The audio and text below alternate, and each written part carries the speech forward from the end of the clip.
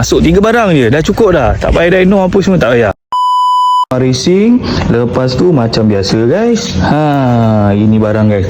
Ini barang penting guys untuk flow yang lebih cantik guys.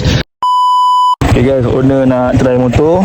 Nanti awak kiri, nanti awak U-turn je depan dia balik Alright. Ujung kan? Dia dah ujung dekat ada bumper tu kan. Orang Johor guys, mari buat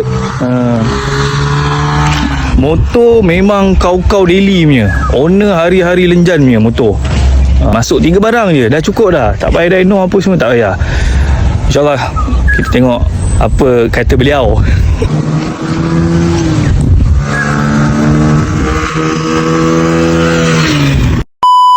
Oi, betul-betul lenjan ni.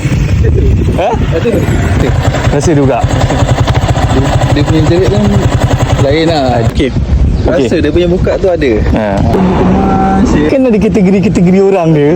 Bike ni memang sangat sesuai untuk awak. Kan? Dia tak terlampau besar, sesuai untuk umur Boleh je nak besar lagi tu. Saya rasa ni dah okey. Itu lah. Kan? Sebab dia punya tadi saya tak rasa tau. Kita tarik bunyi dia punya jerit tu. Memang ada apa?